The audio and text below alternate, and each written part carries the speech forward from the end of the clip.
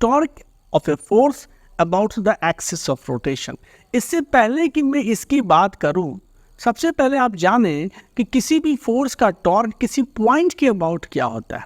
here P is a point particle, ठीक है, P is a point at which the force F is applied, ठीक है। And suppose करो कि इस मतलब मेरे पास जो ओरिजिन है, मैं यहाँ से ऑब्जर्व करूँ, this is the origin, this is the origin, O is the origin.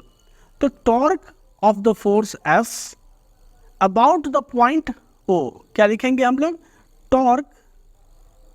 Torque of force F about point O के अबाउट टॉर्क क्या होगा? Is defined as tau. हम लोग इसको ग्रीक लेटर टाउ से डिफाइन करते हैं। And this is equal to vector R, जो position vector of the point with respect to the origin, this is the position vector R है, ठीक है। तो vector R cross of vector F। So this is the torque of the force F about the point P। Tau is equal to R cross F। लेकिन ये जो torque है वो क्या है? अबाउट ए पर्टिकुलर पॉइंट है। We are interested in finding the torque about an axis. तो हम लोग क्या करेंगे कि ये जो टॉर्क आया अबाउट ए पॉइंट, इसका हम लोग प्रोजेक्शन लेंगे। क्या चीज़? अबाउट द एक्सिस हम लोग इस टॉर्क का प्रोजेक्शन लेंगे। तो इस चीज़ को हम लोग यहाँ देखेंगे। लेकिन इससे पहले कि हम एक्सिस के बारे में जान रहे हैं, ये जो है वो क्या है? ये cross product of two vector है। क्या है ये? This is the cross product of two vector, cross product of two vector. और आपको पता है कि दो वेक्टर का जो क्रॉस प्रोडक्ट होता है वो हम लोग राइट हैंड थंब रूल से पता करते हैं कि उसका डायरेक्शन क्या होगा क्रॉस प्रोडक्ट का। तो उसके डायरेक्शन के संदर्भ में यहाँ पे एक एग्जाम्पल है कि सपोज करिए कि ये क्या है? ये एक आपका व्हील है या डिस्क है, कुछ भी आप कह सकते हो। अब क्या कह रहा है कि इस पे फोर्स जो है सो इस डायरेक्शन में ऐसे अप्लाई हो रहा है। This is the force being applied on this, ये इस डायरेक्शन में ऐसे फोर्स अप्लाई हो रहा है, ठीक है। और एक्सिस से जहाँ पे फोर्स अप्लाई हो रहा है उसकी डिस्टेंस जो है वो पोजीशन वेक्टर R यहाँ पे ये दिया हुआ है। तो आपको क्या निकालना है? आपको टॉर्क की वैल्यू निकालनी है, जो क्या होता है? Vector R cross vector F होता है। तो हमने क्या करना है कि वेक्टर R हमारा क्या है? इस तरह से वेक्टर है, तो हमने यहाँ वेक्टर R को रिप्रेजेंट कर लिया, ठीक है। और फोर्स जो यहाँ लग रहा था इसको ट्रांसलेट ले करके हम लोग ले गए पाइवोट पॉइंट, यहाँ पे इस पॉइंट पे ले गए, तो फोर्स CA हो गया। अब हम लोग अपने राइट हैंड को क्या करेंगे? कर्ल करेंगे। तो राइट हैंड को हम लोग कर्ल करेंगे कि वो क्या होगा? If the finger of the right hand are curled from the direction of R towards the direction of F। मेरा जो राइट हैंड का फिंगर है वो स्वीप करेगा from the direction of R towards the direction of F। जैसे यहाँ पे जो स्वीपिंग हो रही है वो R से F की तरफ स्वीप कर रहे हैं, तो अंगूठा जिस डायरेक्शन में पॉइंट कर रहा है वही डायरेक्शन हमारा टॉर्क का डायरेक्शन होगा, ठीक है। That will be the direction of the torque. So if the finger of the right hands are curled from the direction of R towards the direction of F, then the thumb points in the direction of torque. तो torque यहाँ पे क्या निकला? Torque is in the direction along the axis of the spin angular velocity which would be produced by it. तो चलिए ठीक है, हमने ये निकाल लिया कि टॉर्क का डायरेक्शन हम लोग राइट हैंड थंब रूल से निकालते हैं। This will be the way of calculating the direction of torque. अब हमारा जो ऑब्जेक्टिव था कि हमें टॉर्क किसी एक्सिस के अबाउट लेना था, और हमने जाना कि टॉर्क किसी पॉइंट के अबाउट क्या होता है, तो वेक्टर R क्रॉस F होता है। अब अगर एक्सिस मान लो कि ये एक रिजिड बॉडी है, what is this? This is a rigid body, okay, this is a rigid body है।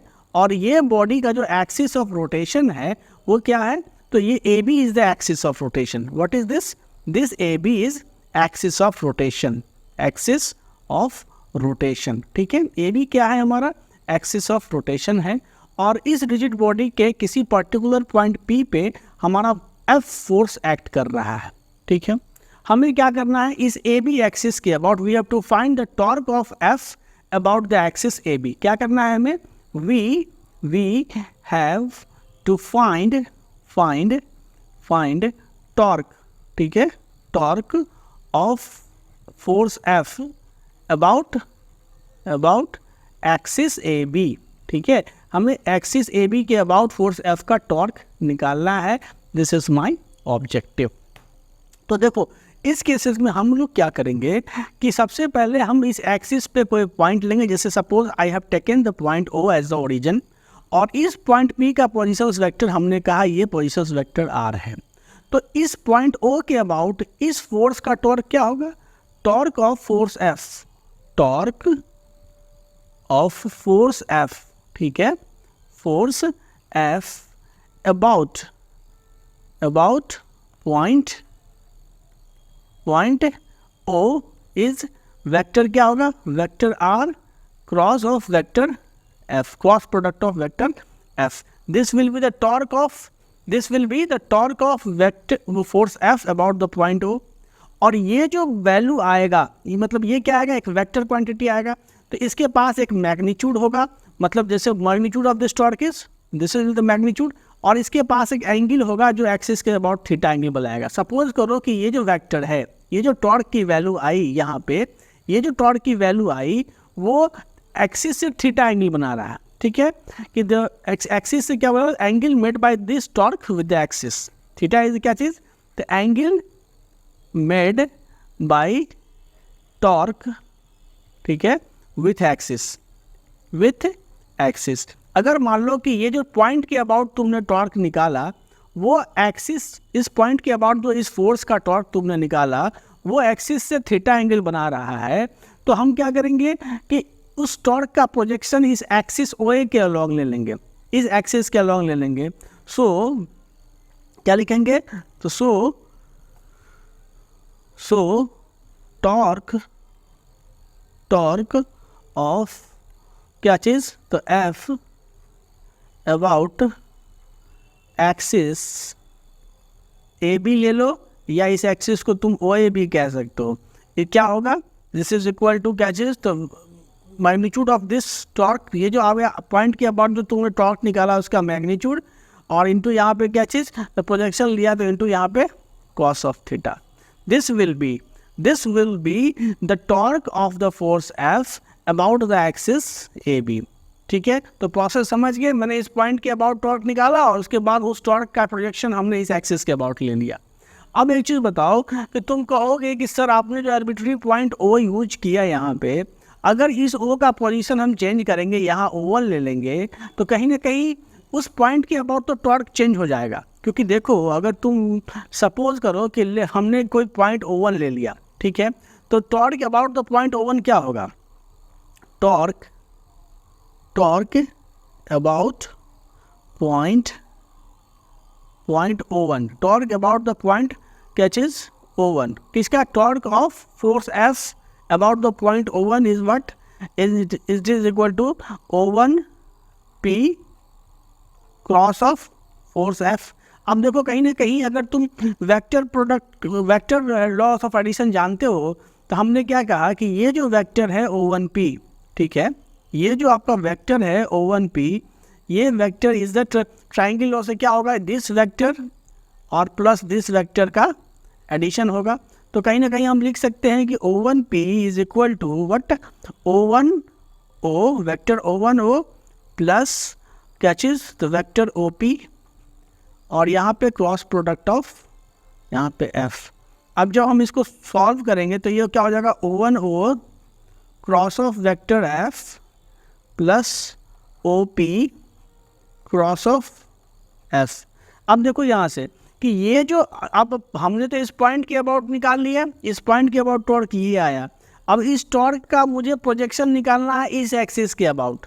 तो ज़रा ये देखो कि ये जो कंपोनेंट है, इस कंपोनेंट में तुम क्या देख रहे हो कि इस कंपोनेंट का जो वैल्यू आएगा it will always be perpendicular to O1O, क्योंकि cross product of two vector is always perpendicular to the two vectors. जो भी दो वेक्टर्स है उसके परपेंडिकुलर ही होगा जो है सो क्रॉस प्रोडक्ट। तो इसका मतलब जो इसका जो वैल्यू निकालोगे, ये जो तुम्हारा इसका वैल्यू आएगा, ये इस पार्ट का वैल्यू वो कहीं ना कहीं O1A के परपेंडिकुलर होगा, और O1A के परपेंडिकुलर होगा मतलब एक्सिस के, इस AB एक्सिस के परपेंडिकुलर ही हुआ एक तरह से।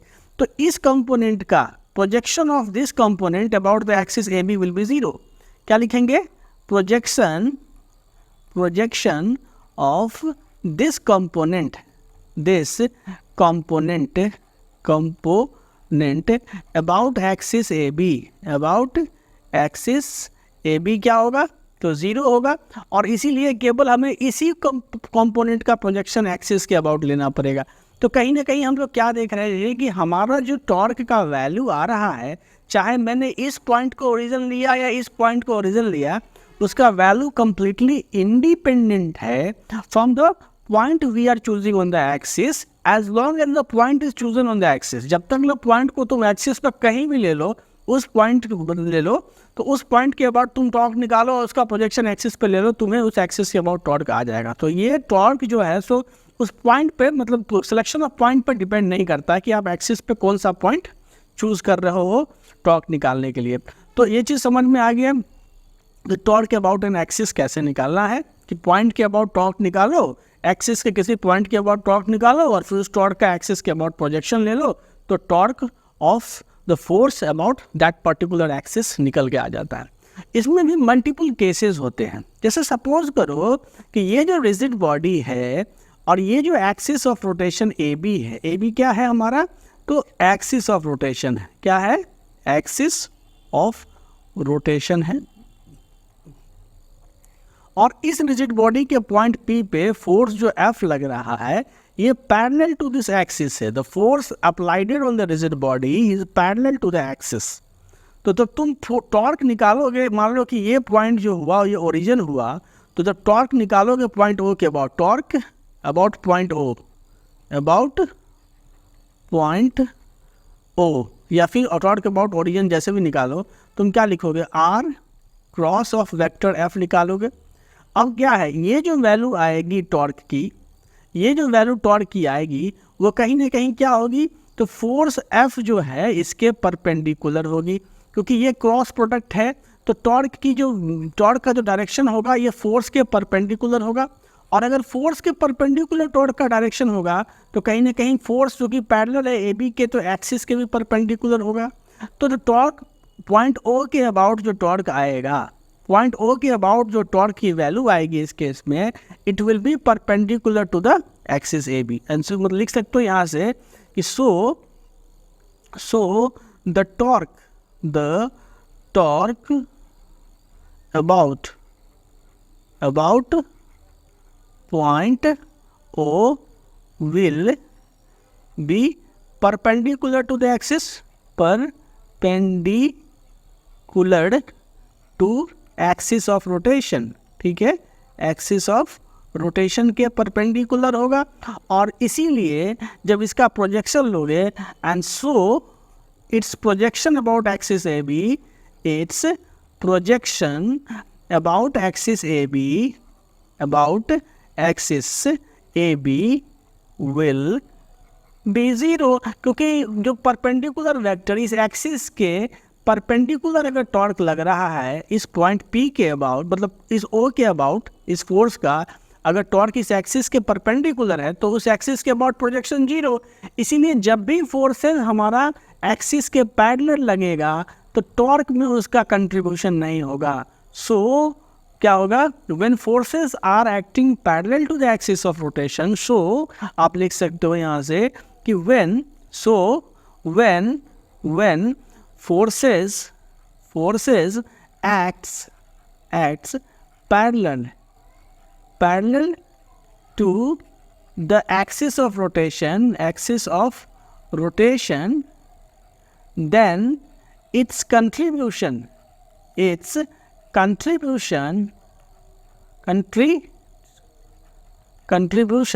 towards torque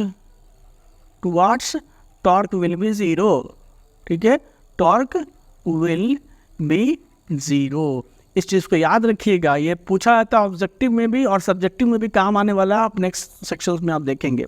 तो जब फोर्सेस एक्सिस के पैरेलल लगेंगे तो उस फोर्सेस का उस एक्सिस के अबाउट कोई टॉर्क नहीं होने वाला है, मतलब उस फोर्सेस में वो क्षमता ही नहीं है कि उस ऑब्जेक्ट को उस एक्सिस के अबाउट रोटेट कर पाए। अब एक केस आता है कि जब फोर्स आपके एक्सिस को इंटरसेक्ट करता हो, मतलब कहीं ना कहीं जैसे सपोज करो कि पॉइंट पी पे, ये पॉइंट पी है और इस पे फोर्स एफ लग रहा है, और अगर इस फोर्स का लाइन ऑफ एक्शन बना हो तो कहीं ना कहीं ये एक्सिस पे पॉइंट ओ पे इंटरसेक्ट करता है। अगर हम ओ को ओरिजिन मान लेते हैं, let O be the origin here, let the intersection point, let the intersection of line of action of force F, ठीक है, force F on the axis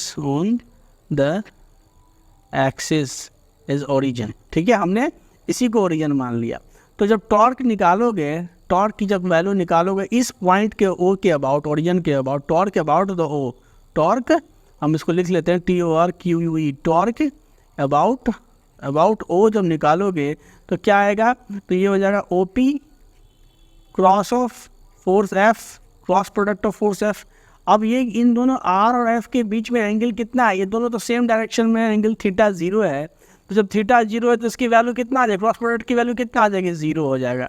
तो जब ये 0 हो जाएगा तो ऑब्वियस है कि इसका प्रोजेक्शन इस एक्सिस के अबाउट भी 0 ही होगा, तो मतलब टॉर्क का प्रोजेक्शन इस एक्सिस के अबाउट भी 0 ही होगा। मतलब अगर आपका अप्लाइडेड फोर्स, अगर आपके रिजिड बॉडी पे अप्लाइडेड फोर्स कहीं ना कहीं एक्सिस को इंटरसेक्ट करते हैं, ये जो लाइन ऑफ एक्शन अगर एक्सिस को इंटरसेक्ट करता है तो टॉर्क में उसका कंट्रीब्यूशन हम लोग 0 मानेंगे।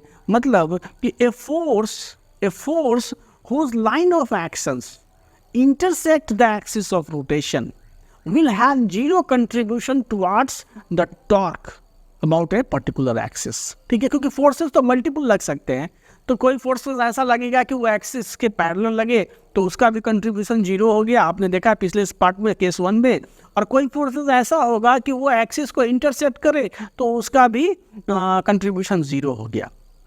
अब एक थर्ड केस देखते हैं, यहाँ इस केस का एग्जांपल देखते हैं कि सपोज करिए ये क्या है, this is the top view of the door, this is the top view of door है, डोर का क्या है तो टॉप व्यू है। अब कोई बंदा फोर्स जो है वो डोर के एंड पे ऐसे लगा रहा है, ठीक है, तो डोर पे एंड पे जो फोर्स लग रहा है वो क्या लग रहा है, ये इसका लाइन ऑफ एक्शन देखो, तो ये जो डोर का जो एक्सिस ऑफ रोटेशन क्या है, ये हिंज है, यही ना हिंज है, इसके इसी के अबाउट डोर जो है वो या ऐसे रोटेट करेगा या ऐसे रोटेट करेगा। तो जब फोर्स ऐसे लगाओगे और उसका लाइन ऑफ एक्शन क्या होगा, तो एक्सिस को इंटरसेक्ट कर रहा है, एक्सिस के थ्रू पास कर रहा है, तो इस FD का जो टॉर्क है तो क्या होगा, टॉर्क ऑफ FD जो होगा, टाउ ऑफ फोर्स FD क्या होगा, तो यहाँ पे 0 होगा। क्यों, क्योंकि जो फोर्स है, फोर्स का जो लाइन ऑफ एक्शन है वो इस एक्सिस को, हिंज जो है उसको इंटरसेक्ट कर रहा है। इसलिए दरवाज़ा को आप या तो धक्का देते हैं ऐसे परपेंडिकुलरली, अगर दरवाज़ा को ऐसे धक्का दोगे जब उसके फोर्सेस जो है वो टुवार्ड्स से हिंज अप्लाई करोगे तो दरवाज़ा खोलेगा नहीं, वो रोटेट नहीं करेगा, मतलब रोटेट नहीं करेगा मतलब रोटेशनल एक्सेलरेशन उसमें नहीं आएगा।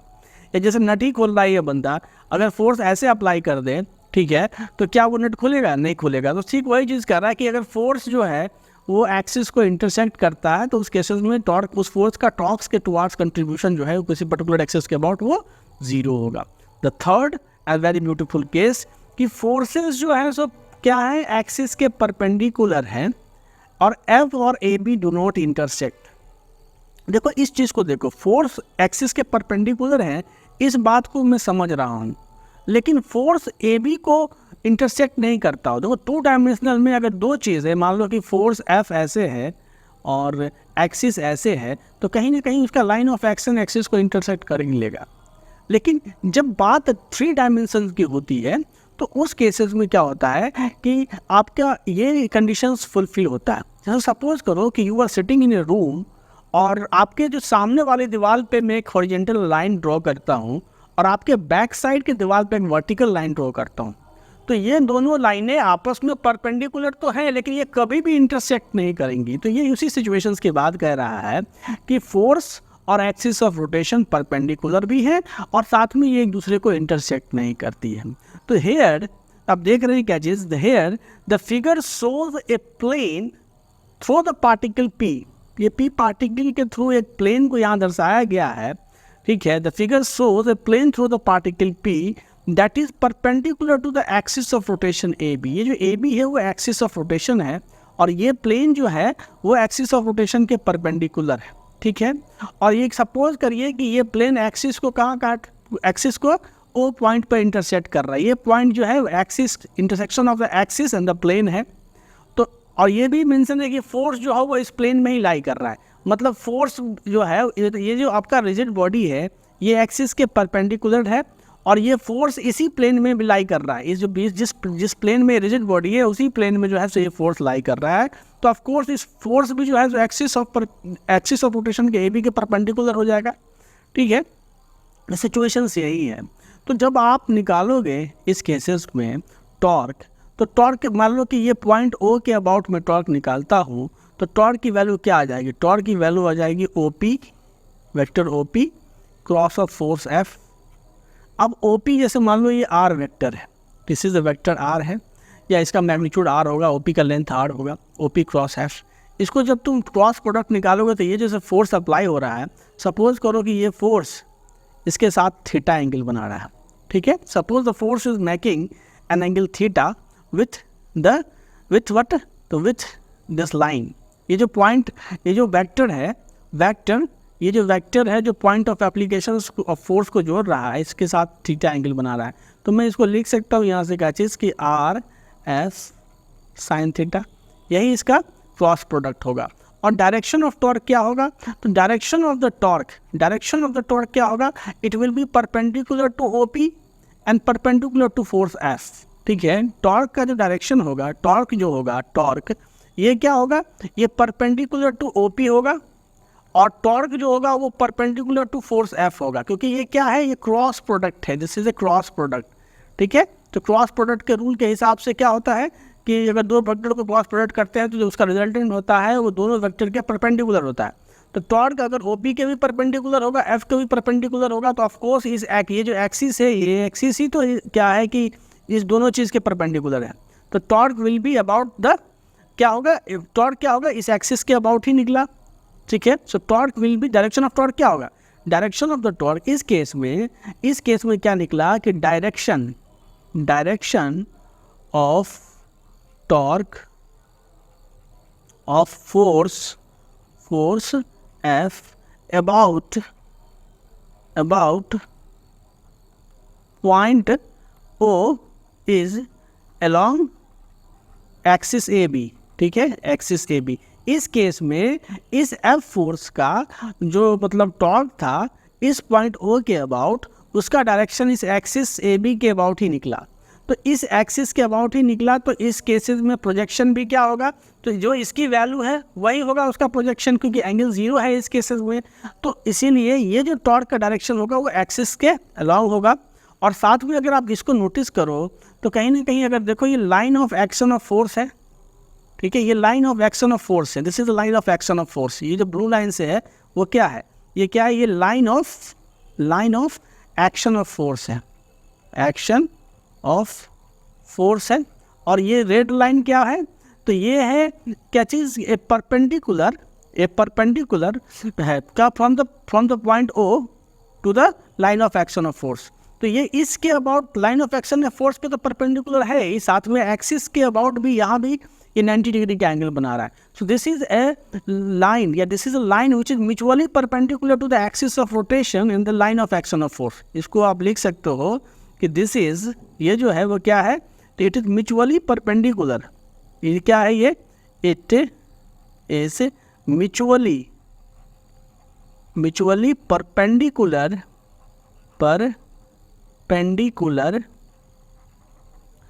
To the line of action of force,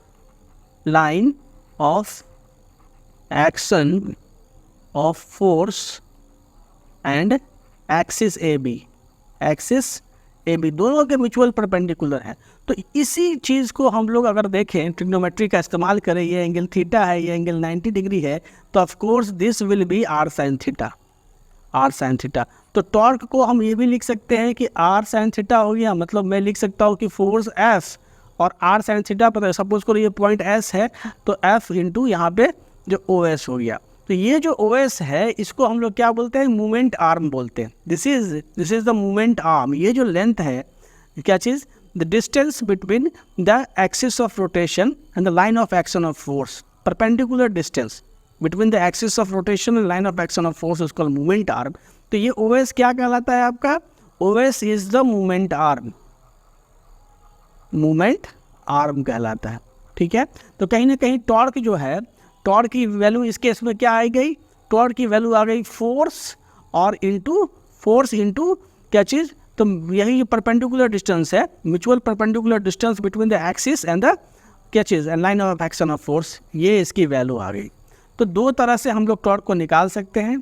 ठीक है, एक तो जैसा आपने यहाँ देखा और एक ये हो गया।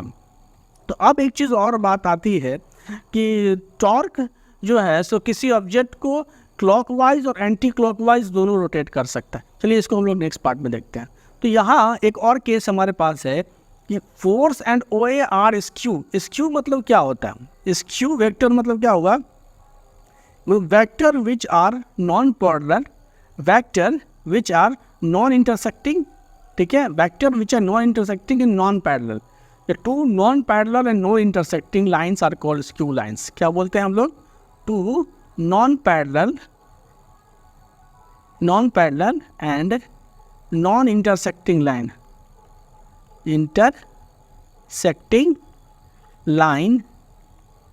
are called skew lines. ठीक है, skew line। तो ये तो चीज़ पुराना ही केस है कि F एंड OA स्क्यू है, मतलब कि F फोर्स और एक्सिस जो है वो एक दूसरे को इंटरसेक्ट नहीं करते हैं, लेकिन परपेंडिकुलर नहीं है भाई।